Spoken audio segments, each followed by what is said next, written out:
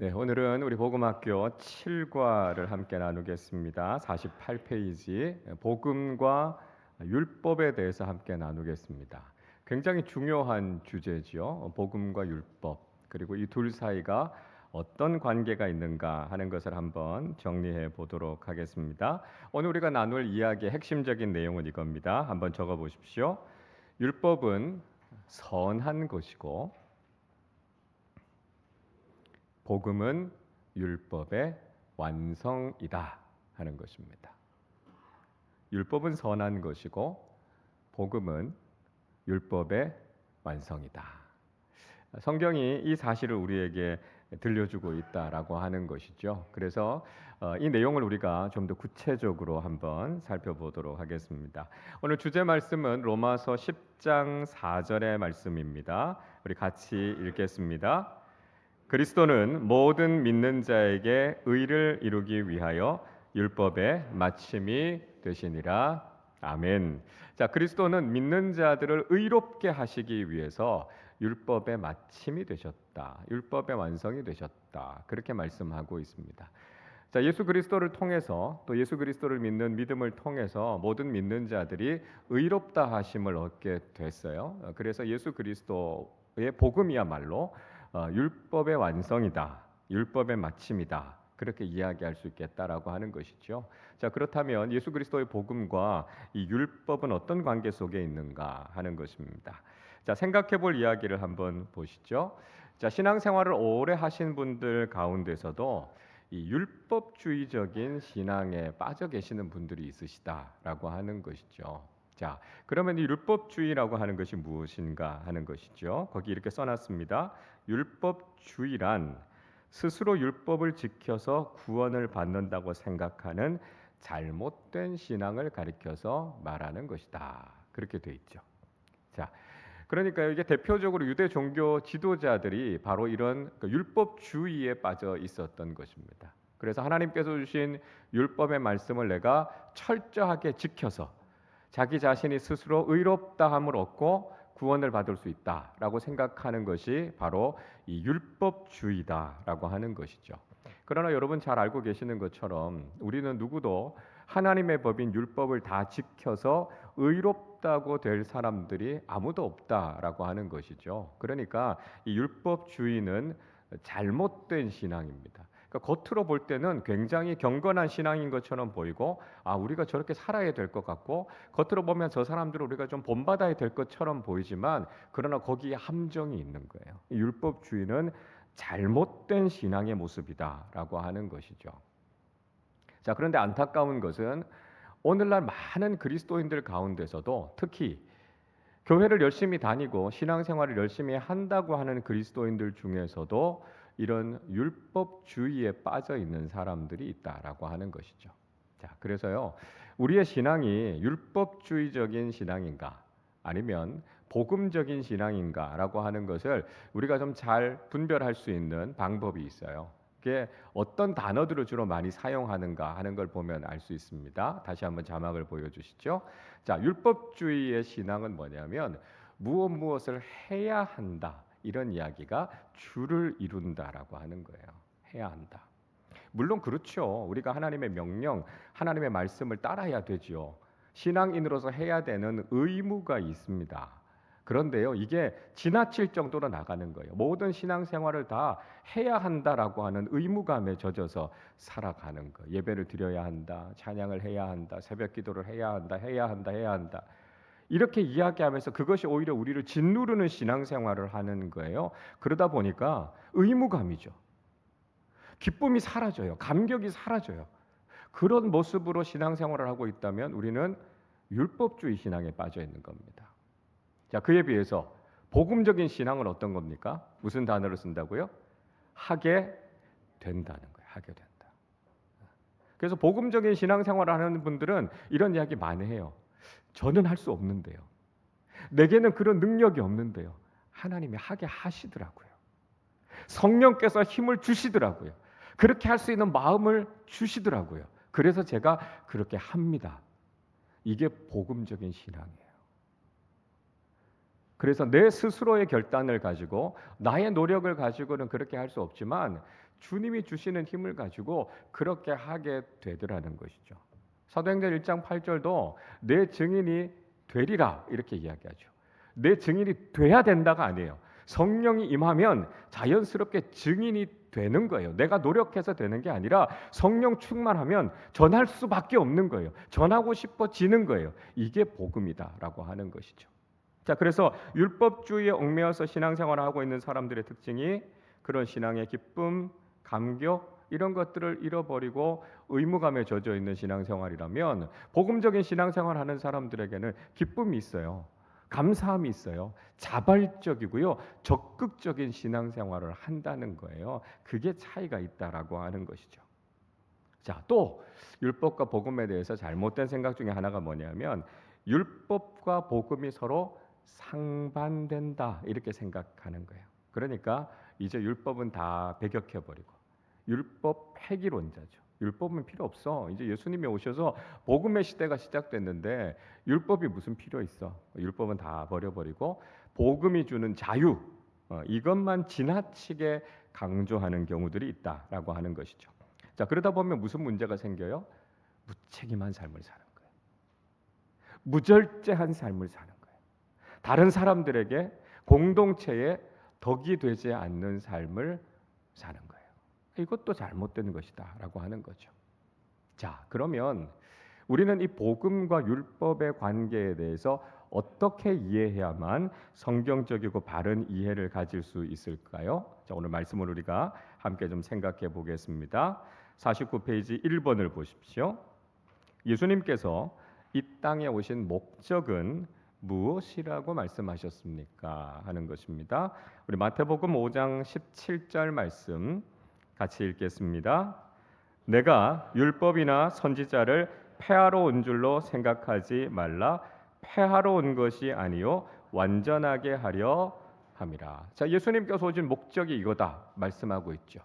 자, 율법을 폐하러 오신 것이 아니다. 율법이라고 하는 것은 대표적으로 구약의 토라, 모세오경을 이야기하는 것입니다.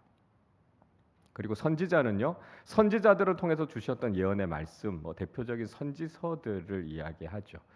그래서 우리가 율법과 선지서를 다 포함해서 이걸 구약이라고 하지 않습니까? 그러니까 예수님이 오신 목적은 뭐라고요? 구약을 폐기하러 오신 게 아니라고요. 율법을 폐기하러 오신 것이 아니라 그것을 완전하게 하기 위해서 오셨다. 그것을 완성하기 위해서 오셨다. 이렇게 말씀하고 있습니다. 자, 그러니까 예수님의 복음은요, 율법과 무관한 게 아니라는 거예요. 신약은 구약과 단절된 게 아니라는 거예요. 그걸 오히려 연속선상에 있으면서 그걸 완성하기 위해서 이 땅에 오셨다라고 하는 것을 말씀하고 계십니다. 자, 2번을 보시죠. 율법의 출처는 어디이고 복음의 출처는 어디입니까? 이렇게 되어 있습니다. 자, 요한복음 1장 17절 말씀 우리 같이 읽겠습니다. 율법은 모세로 말미암아 주어진 것이요 은혜와 진리는 예수 그리스도로 말미암아 온 것이라. 자, 율법은 누구를 통해서 왔습니까? 모세를 통해서 온 거예요. 그래서 모세의 율법 그렇게 이야기한다는 것이죠. 그래서 모세를 통해서 하나님의 법인 율법이 전해지게 된 것이죠. 자, 그러면 은혜와 진리는요? 은혜와 진리는 복음을 이야기하는 겁니다. 그렇죠? 복음의 아주 두 가지의 중요한 가치가 은혜와 진리예요. 이걸 합치면 복음이 되는 거예요. 복음은 예수 그리스도를 통해서 하나님의 아들을 통해서 우리에게 주어진 것이다. 이렇게 말씀하고 있습니다. 자, 그러니까 율법의 출처와 복음의 출처가 달라요. 율법은 모세를 통해서, 복음은 예수님을 통해서 우리에게 주어진 것이다. 이렇게 말씀하고 있는 것이죠. 자, 그러면 3번을 보세요. 율법과 복음의 출처와 기원을 통해서 우리는 율법과 복음이 어떤 관계라고 말할 수 있습니까? 이렇게 이야기하고 있습니다. 자, 기원은요. 기원은 다 하나님으로부터 온 거예요. 율법도 하나님께서 우리에게 주신 것이고요. 복음도 하나님께서 우리에게 주신 겁니다. 그러니까 율법도 복음도 다 좋은 것이에요. 선한 것입니다. 자, 그런데 율법의 통로, 매개는 아까 말씀드렸던 것처럼 인간인 모세를 통해서 우리에게 주어진 것이고요. 복음은요, 하나님 자신이신 하나님의 아들 예수 그리스도를 통해서 우리에게 주신 겁니다. 그러니까 율법이 다 이루지 못하는 것을 하나님 자신이 우리에게 말씀해 주신 복음을 통해서 이루신 것이다 라고 하는 것이죠. 그러니까 율법에는 인간적인 한계가 있어요. 율법 그 자체가 문제가 있다는 것이 아니고요. 율법을 모세를 통해서 주어졌지만 인간으로서는 그 율법을 다 할 수 없는 한계가 있다는 걸 보여주는 것이고요. 그걸 완성하시기 위해서, 그걸 성취하시기 위해서 하나님 자신이 우리에게 오셔서 우리에게 주신 것, 완성된 것, 이게 바로 복음이다 하는 것을 말씀하고 있다라고 하는 것입니다. 자, 그러면 4번이에요. 율법이 가진 중요한 기능은 무엇입니까?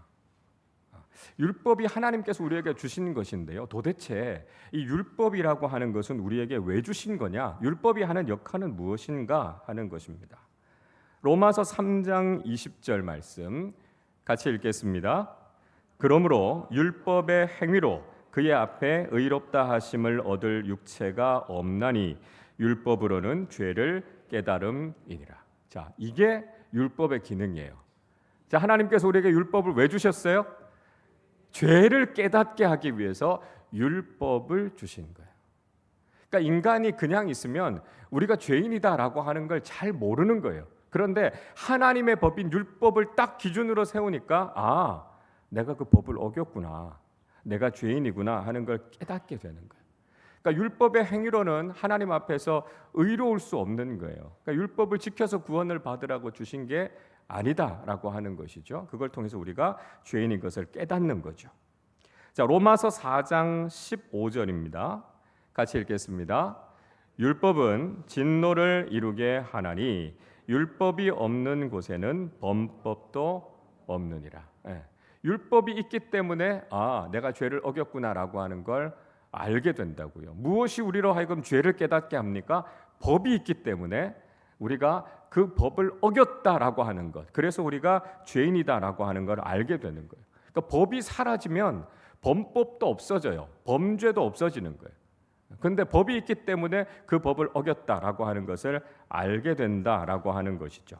자, 그래서요, 로마서 7장 7절부터 9절은 이렇게 말씀해요. 7절 보세요. 그런즉 우리가 무슨 말을 하리요? 율법이 죄냐? 그럴 수 없느니라. 율법은 죄가 아니에요. 율법은 악한 게 아니라고요. 율법은 선한 거라고요. 그렇죠? 율법으로 말미암지 않고는 내가 죄를 알지 못하였으니 곧 율법이 탐내지 말라 하지 아니하였더라면 내가 탐심을 알지 못하였으리라. 그러니까 율법에서 탐심, 탐욕은 죄다, 욕심은 죄다 이렇게 이야기하고 있기 때문에 아, 내가 이렇게 욕심을 부리면서 탐욕을 가지고 살아가는 것은 죄구나라고 하는 걸 깨닫게 되는 거예요. 8절을 보세요. 그러나 죄가 기회를 타서 계명으로 말미암아 내 속에서 온갖 탐심을 이루었나니 이는 율법이 없으면 죄가 죽은 것입니다. 그러니까 법이 없으면 죄는 더 이상 죄가 되지 않는다고요. 왜냐하면 그 죄를 정죄할 수 있는 법이 없잖아요. 그러니까 죄도 죽은 거예요. 죄도 사라진 것이다라고 하는 것이죠. 9절 보세요. 전에 율법을 깨닫지 못했을 때는 내가 살았더니 계명이 이름에 죄는 살아나고 나는 죽었도다. 전에 율법, 이게 하나님의 법이다라고 하는 것을 깨닫지 못할 때는 내가 살아 있었다고요. 내가 죄인이 아니라고요. 나 괜찮아 이렇게 생각했다는 거예요. 근데 하나님의 법인 율법이 딱 내 앞에 이르게 되니까 어떻게 돼요? 아, 내가 저주받은 인생이구나. 내가 하나님 앞에 진노함을 받게 되는구나. 그래서 내 안에 죄가 부각되는 거예요. 죄가 나타나는 거예요. 그리고 죄인인 나는 꼼짝없이 죽게 됐다 하는 것을 이야기하고 있다라고 하는 것이죠. 자, 야고보 사도는요, 야고보서 2장 9절부터 11절에서 이렇게 이야기합니다. 만일 너희가 사람을 차별하여 대하면 죄를 짓는 것이니 율법이 너희를 범법자로 정죄하리라. 하나님의 법은요, 사람을 차별하면 안 된다 그렇게 말씀하고 있다는 거예요. 차별하는 게 무슨 죄입니까? 이렇게 생각하고 있었는데 성경은요, 하나님 앞에서 모든 사람들이 다 공평하다고 말씀하고 있는데 거기에서 우리가 차별하고 있으면, 신분으로 의해서, 소유에 의해서 여러 가지 조건 때문에 사람을 차별하면 그건 하나님 앞에 죄다 이렇게 이야기하기 때문에 우리가 범법자가 된다, 죄인이 된다, 그렇게 이야기하고 있습니다. 10절을 보세요. 누구든지 온 율법을 지키다가 그 하나를 범하면 모두 범한 자가 되나니, 이렇게 이야기합니다. 자, 율법주의가 근본적으로 우리를 구원할 수 없는 이유가 이거예요. 율법 중에 하나라도 어기면 우린 범죄자가 된다는 거예요. 여러분 한번 생각해 보십시오. 법이 있고요. 법이 정죄하고 있는 죄들이 많잖아요. 살인죄도 있죠. 뭐 강도죄도 있죠. 사기죄도 있죠. 여러 가지 죄가 있단 말이죠. 근데 그 중에요, 하나라도 죄를 지으면 우리는 이렇게 빨간 줄이 그어지는 거예요. 전과자가 되는 거예요. 그러니까 모든 법에 대해서 우리가 아무런 죄도 없어야만 우리가 무죄한 사람이 되는 거죠. 그 중에 하나라도 어기면 우리는 죄인, 범죄자, 이렇게 낙인이 찍히게 된다는 거예요. 하나님의 법인 율법은 어떻습니까? 우리에게 적극적이고 가장 완전한 삶을 이야기하는데요, 그 중에 하나만 어겨도요, 우린 죄인이라는 거예요. 그러니까 그 율법을 결국은 다 어긴 모든 사람이 다 죄인이 된다라고 하는 것을 이야기하고 있는 것이죠. 11절 보세요. 간음하지 말라 하시니가 또한 살인하지 말라 하셨은즉 내가 비록 간음하지 아니하여도 살인하면 율법을 범한 자가 되느니라. 모든 법에 대해서 우리가 완벽하게 다 지켜야 되는데요, 그렇게 할 수 있는 사람이 없다는 거예요. 10개 중에 9개를 지켜도요, 하나를 어기면 범법자라는 거예요. 범죄자라는 거예요. 그러니까 그 하나님의 법을 우리가 다 지킬 수 있습니까? 안 된다는 거예요. 그러니까 율법은 우리에게 뭘 깨닫게 해주는 거예요? 우리가 죄인이다라고 하는 것을 분명하게 깨닫게 해주는 거죠. 이게 율법의 기능입니다. 자, 그럼 5번을 보십시오. 성경은 율법이 선하다고 평가하고 있습니까? 악하다고 평가하고 있습니까? 또 율법의 한계는 무엇입니까? 하는 겁니다. 자, 로마서 7장 12절 말씀 같이 읽겠습니다. 이로 보건대 율법은 거룩하고 계명도 거룩하고 의로우며 선하도다. 자, 율법은 선한 것입니까? 악한 것입니까? 이제 어렵지 않지요? 네, 선한 거예요. 분명히 이야기하잖아요. 율법은 하나님의 법이기 때문에 선한 거예요. 거룩한 거예요. 의로운 거예요. 완전한 법이에요. 자, 디모데전서 1장 8절 오탄데요. 8절입니다. 자, 같이 읽어보겠습니다. 그러나 율법은 사람이 그것을 적법하게만 쓰면 선한 것임을 우리는 아노라. 분명히 이야기해요. 율법은 선한 거라고요. 인간이 그 율법을 적법하게, 하나님께서 율법을 주신 기능이 무엇인가 라고 하는 것을 제대로 알고만 쓰면 율법은 선한 것이라고요. 그러니까 율법이 문제가 아니라 우리가 율법을 잘못 사용하고 있기 때문에 문제가 생기는 거죠. 그게 바로 율법주의다라고 하는 것을 이야기하고 있습니다. 그러니까 율법을 바르게 쓴다는 건 뭡니까? 율법을 통해서 내가 정말 어찌할 수 없는 죄인이구나, 이걸 깨닫는 용도로 우리가 율법을 쓴다면 율법은 우리에게 한없이 선한 거예요. 율법 앞에서 내가 하나님 앞에 죄인이다, 그걸 고백하면 율법은 우리에게 너무너무 귀하고 선한 것이 된다라고 하는 거죠. 그런데 그걸 한 단계 더 나가서 그렇기 때문에 내가 율법을 다 지켜서 구원을 받아야지, 그거 안 된다는 거예요. 율법의 한계는 그거라는 거죠. 우리의 죄의 문제를 해결하고 우리를 구원하는 것은 율법이 아니라 복음이다라고 하는 거죠. 자, 그래서 율법의 한계가 무엇인가라고 하는 것을 제가 예로 들어서 설명할 때 이런 예를 듭니다. 우리가 병원에 가면요, 치료를 받으시기 전에 뭐부터 먼저 하십니까? 그냥 다짜고짜 치료하지 않잖아요, 그렇죠? 검사를 해요, 검사를.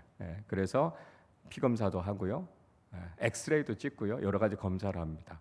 그러다가 뭔가 좀 기미가 안 좋다 그러면 CT를 좀 찍어볼까요?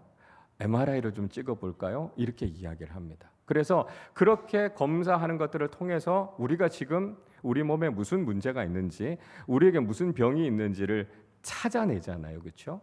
그 검사 받는 겁니다.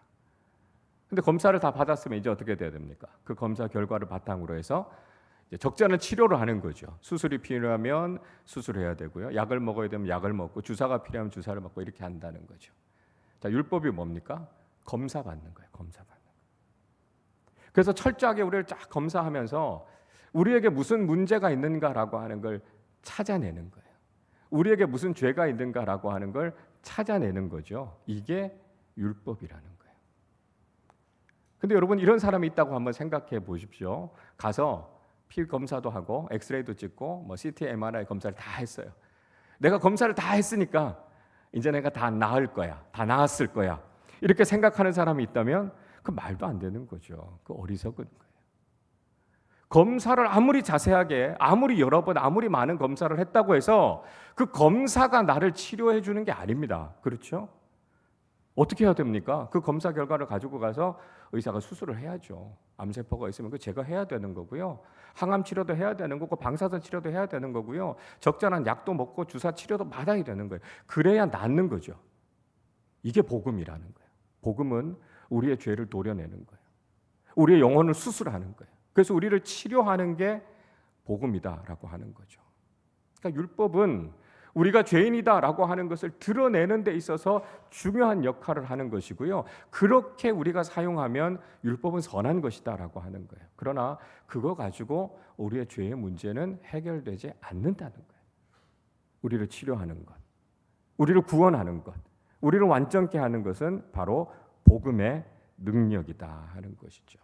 그래서 우리가 율법을 통해서 죄인임을 깨닫게 되고, 복음은 죄인인 우리를 구원하는 능력이 된다라고 하는 것을 우리가 알아야 된다 하는 것이죠. 자, 그럼 6번입니다. 예수님께서 율법에 대해서 예언하신 내용은 무엇입니까? 자, 예수님께서 율법에 대해서 무슨 예언을 하셨을까요? 마태복음 5장 18절 19절 말씀 같이 읽겠습니다. 진실로 너희에게 이르노니 천지가 없어지기 전에는 율법의 1.1획도 결코 없어지지 아니하고 다 이루리라.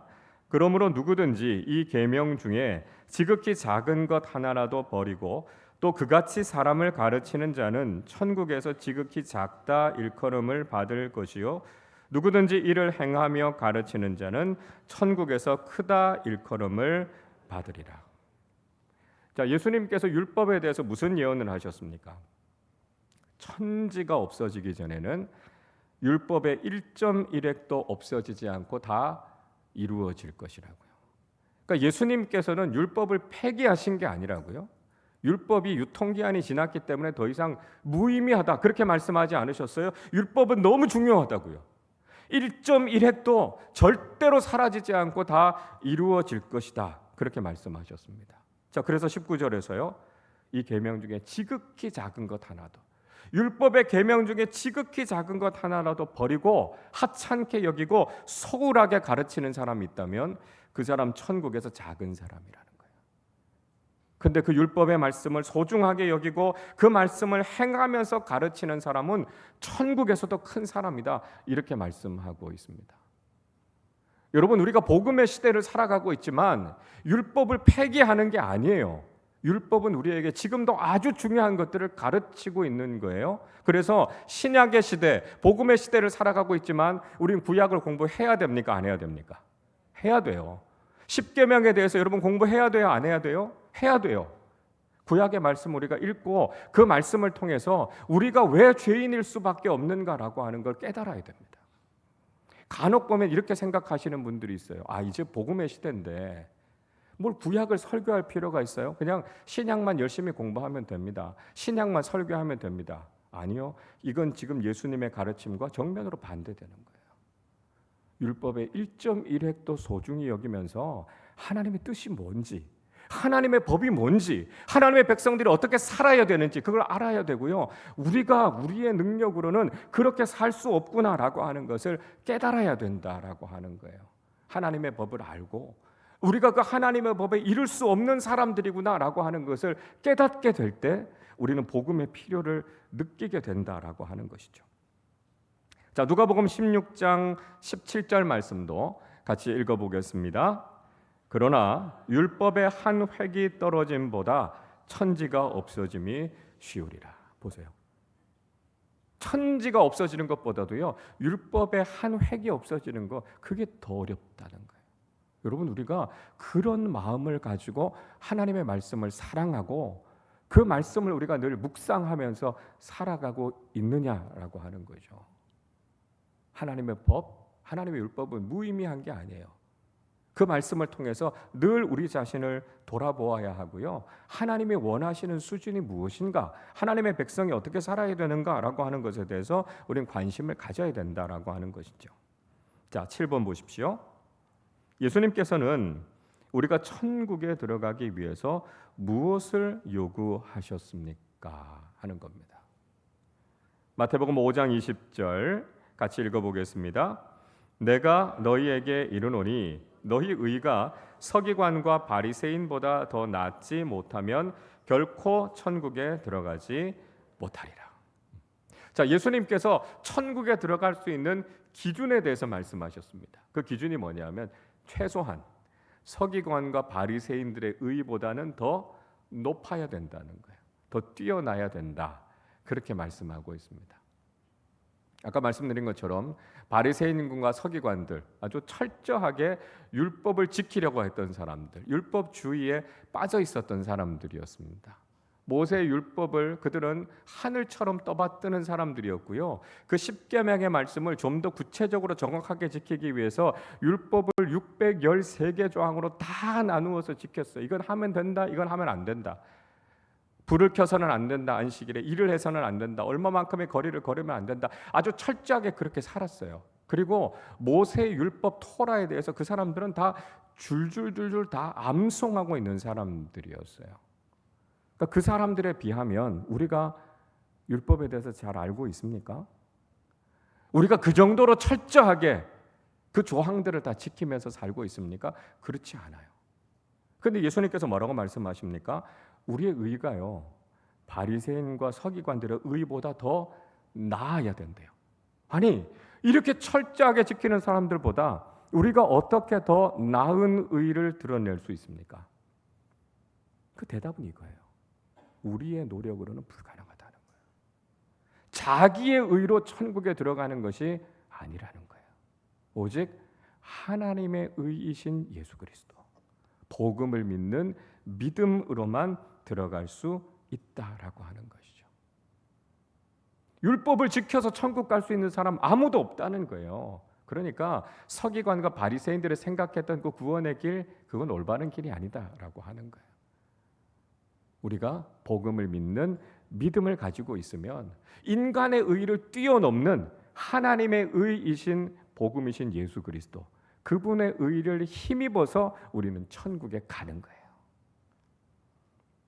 그래서 우리가 믿음으로 의롭게 되는 것이다 하는 것이죠. 자, 8번을 보세요. 율법과 복음 중에 우리를 의롭다고 할 수 있는 능력은 어디에서 나온다고 말씀하고 있습니까? 자, 우리가 다시 한번 정리해 보죠. 사도행전 13장 39절입니다. 같이 읽습니다. 또 모세의 율법으로 너희가 의롭다 하심을 얻지 못하던 모든 일에도 이 사람을 힘입어 믿는 자마다 의롭다 하심을 얻는 이것이라. 모세의 율법을 지켜서 아무도 의롭다고 함을 얻지 못한다고요? 그게 바리새인들과 서기관들이 가지고 있었던 의라는 거예요. 그걸 뛰어넘는 의가 뭐예요? 이 사람을 힘입어 믿는 자마다 예수 그리스도의 복음을 믿음으로 우리가 의롭게 되는 거죠. 율법을 지켜서 의롭게 되는 것이 아니라 복음을 믿음으로 의롭게 된다 말씀하고 있습니다.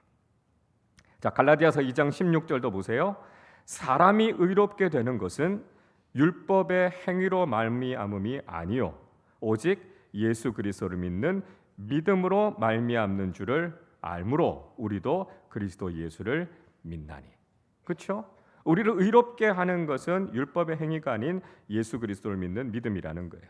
그래서 이는 우리가 율법의 행위로서가 아니고 그리스도를 믿음으로써 의롭다함을 얻으려 함이라. 율법의 행위로서는 의롭다함을 얻을 육체가 사람이 없느니라 이거예요. 그러니까 그러니까 율법적인 의가 더 뛰어난 것이 아니라 완전한 의이신 예수 그리스도, 그분을 믿는 것을 통해서 우리는 죄인이지만 의롭다함을 입고 천국에 들어갈 수 있다. 그렇게 말씀하고 있는 것이죠. 자, 9번을 보십시오. 바울은 율법을 완성하는 것으로 무엇을 들고 있습니까? 하는 것입니다. 자, 로마서 13장 10절 말씀 같이 읽겠습니다. 사랑은 이웃에게 악을 행하지 아니하나니 그러므로 사랑은 율법의 완성이니라. 자, 사랑이 율법의 완성이다. 그렇게 말씀하고 있습니다. 예수 그리스도가 율법의 마침이고요. 복음이 율법이 이루지 못한 일을 성취했다고 말씀하고요. 그러므로 사랑은 율법의 완성이라고요. 그러니까 복음은 뭐라고요? 사랑이라고요. 복음은요, 하나님의 사랑이라는 거예요. 그러니까 우리가 그렇게 했기 때문에 구원받은 것이 아니라 우리는 하나님의 사랑으로 구원받은 거라고요. 그러니까 사랑은 율법의 완성이다라고 하는 거죠. 그러니까 여러분, 우리 기독교 신앙의 핵심이 뭐라고요? 사랑이라고요. 복음의 중심이 뭐라고요? 사랑이라고요. 율법을 완성하는 게 뭐라고요? 사랑이라고요. 그러니까 우리의 신앙생활에서 가장 중요한 건 바로 사랑이다라고 하는 것이죠. 그러니까 우리가 사랑을 해도 되고 안 해도 되는 게 아니라는 거예요.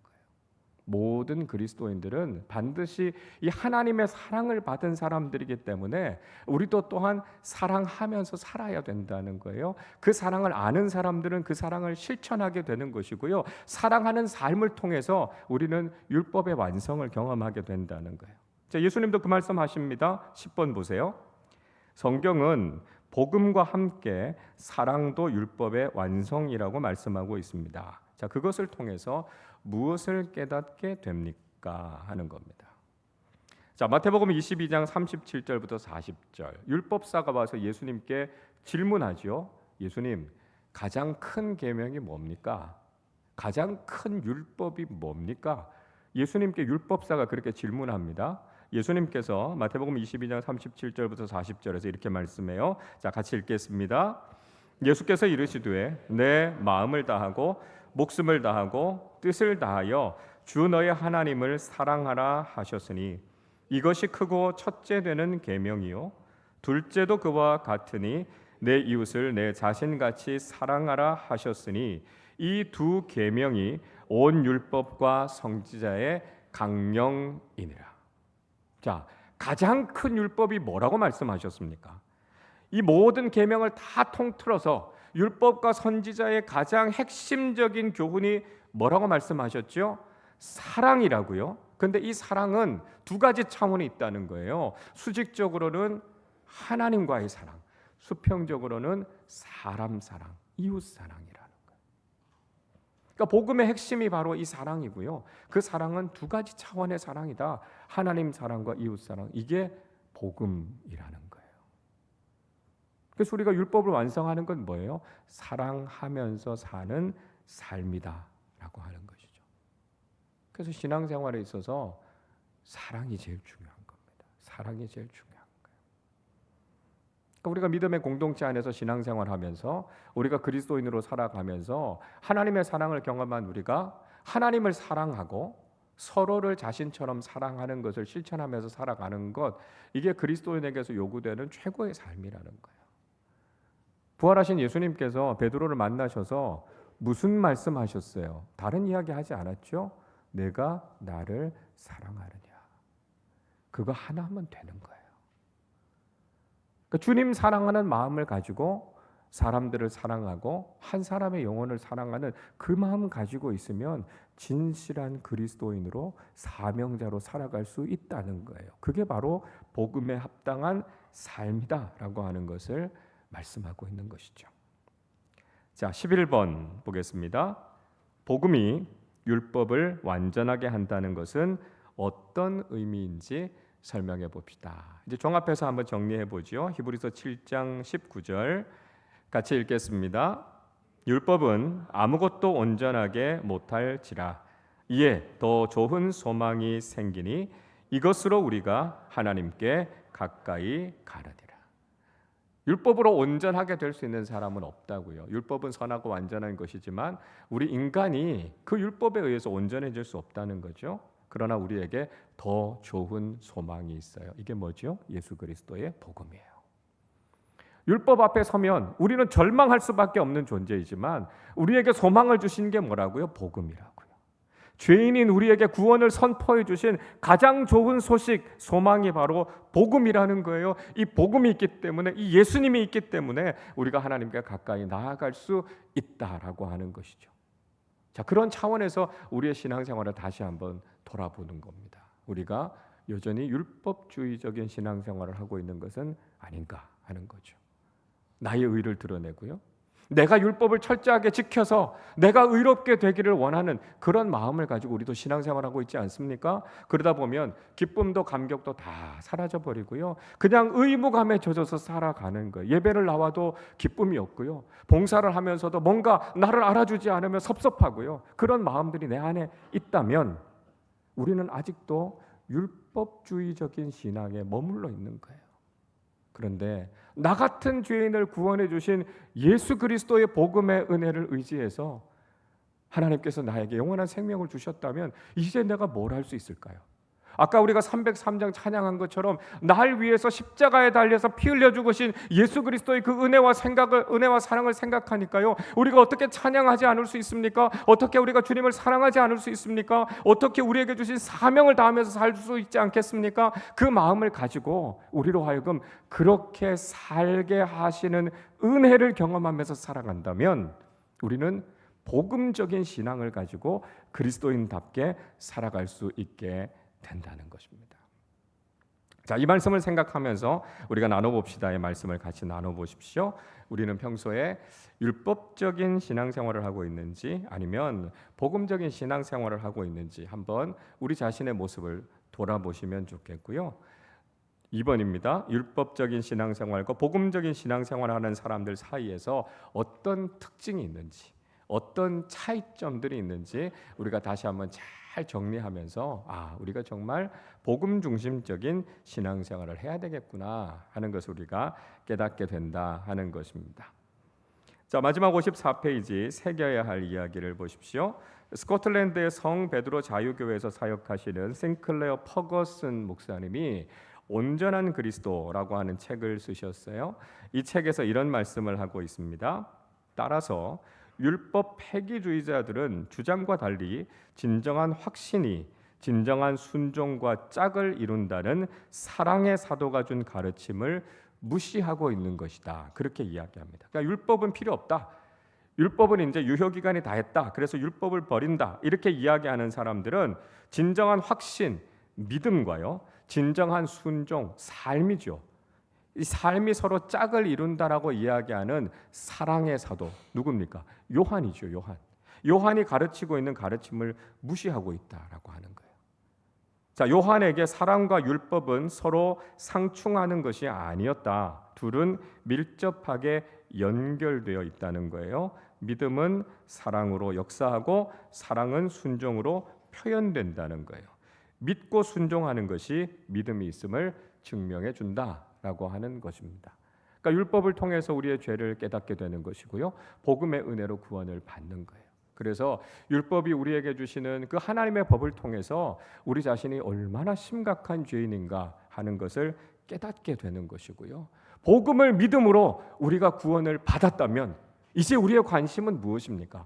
하나님의 말씀에 순종하는 삶을 기쁨으로 기꺼이 살아야 되겠구나 하는 것을 우리가 깨닫게 된다는 거예요. 하나님의 법 앞에서 우리 자신이 얼마나 심각한 죄인인가라고 하는 것을 고백하시고 복음이신 예수 그리스도, 하나님의 사랑을 통해 우리에게 주신 이 놀라운 복음의 은총을 통해 구원받은 자답게 살아가는 그 기쁨과 감격을 가지고 복음적인 신앙생활을 하는 믿음의 사람들이 되시기를 주님의 이름으로 축원합니다. 우리 찬양하고 함께 기도하도록 하겠습니다. 예수 하나님의 공의, 우리의 의가 아니라 하나님께서 우리에게 주신 하나님의 의이신 예수 그리스도, 우리가 그분을 믿음을 통해 진정한 구원의 은총 가운데 살아가고 있음을 감사하며 우리 함께 찬양하도록 하겠습니다.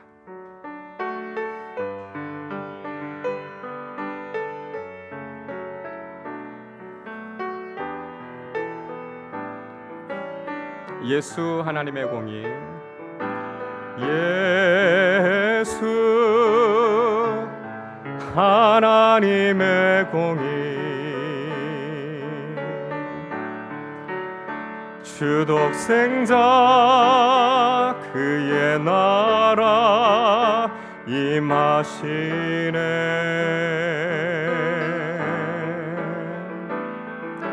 예수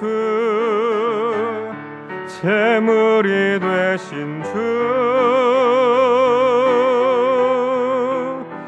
영광 중에 그의 나라 임하시네. 주의 나라 영원하며, 주의 나라 영원하며, 그의 영광 무궁하리. 왕의 위엄과 능력이 이제 임하였으니, 주의 주권과 주의 통치와 주의 나라 힘과 권세 임하네. 예수 하나님의, 2절입니다. 예수 하나님의 사랑, 예수 하나님의 사랑, 주 은혜와 말씀으로, 주 은혜와 말씀으로 나타났네. 예수 거룩한 하나님, 예수 거룩한 하나님, 영광 중에 그의 나라 임하시네. 주의 나라, 주의 나라 영원하며, 그의 영광 무궁하리. 왕의 위엄과 능력이 이제 임하였으니, 주의 주권과 주의 통치와 주의 나라 힘과 권세 임하네. 예수 하나님의, 주의 나라 영원하며, 주의 나라 영원하며, 그의 영광 무궁하리.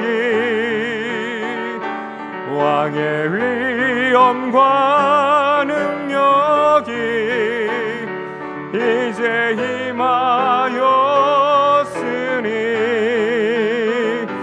주의 주권과 주의 통치와 주의 나라 힘과 권세 임하네. 예수